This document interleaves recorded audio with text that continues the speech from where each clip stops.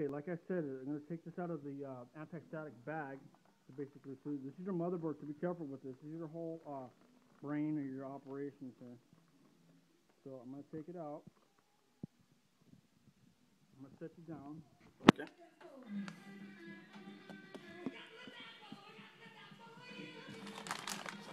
You see, I'm pulling it out. I'm going to put this metallic paper aside. And then here's your board. As you can toss that aside. Now, if you can help it, try not to touch too many of the contacts in there. Try to handle the board from the sides if you can. This is the bottom of the board. This has all the whole circuitry. This is where all the soldering is. Right here, you'll see these little holes here that have little circles around them. You see them here? And here and here and here and here. That's what's going to connect to the chassis. I'm going to show you how I'm going to set that down in there. I'm going to grab this one.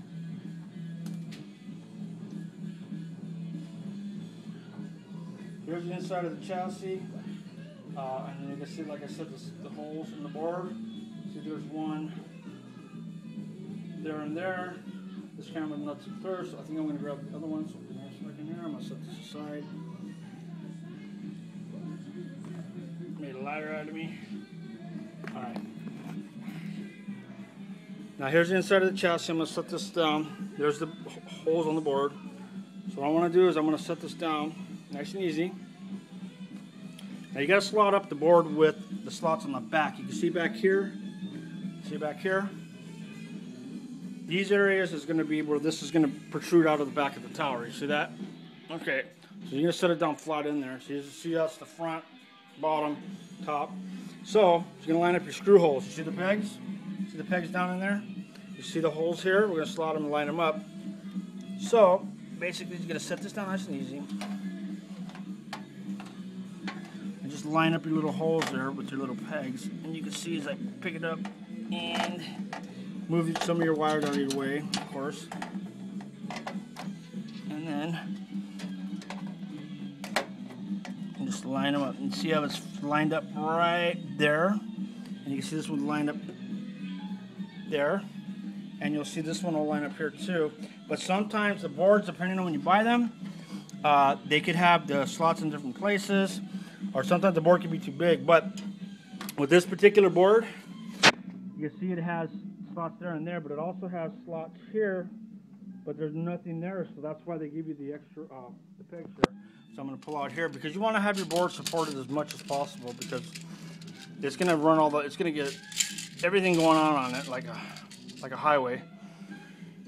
So what I'm going to do is lift this out again, and then I got to put in some more of the pegs here so I got support. It looks like I needed two more, and you can see there's two more slots there.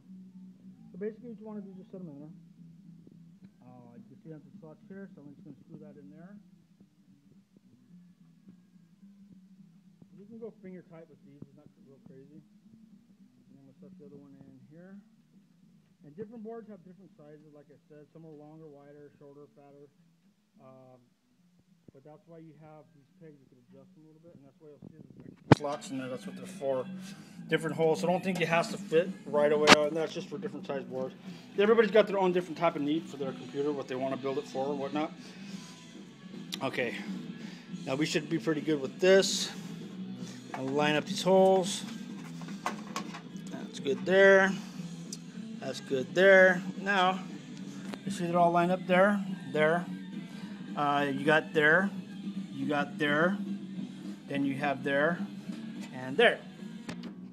Now, what do you think's next? That's right, we gotta secure the board. So, we're gonna get our screws that we have here, and we're gonna secure our board on the peg. So, I'm gonna grab those, and get a little longer screwdriver here.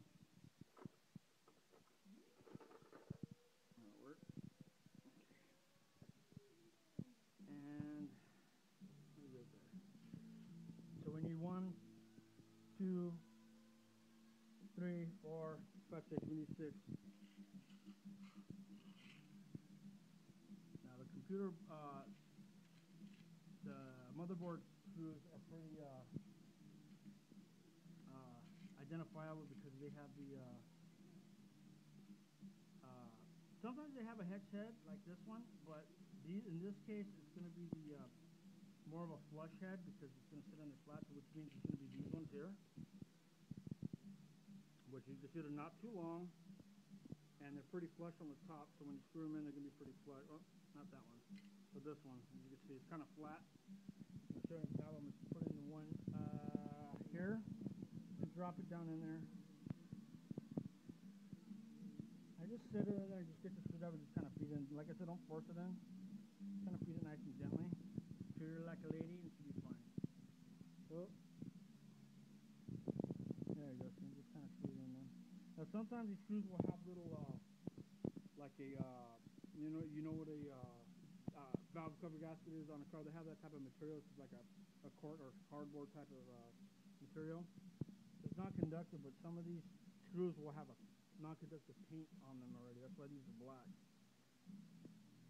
But sometimes, depending on how it's made,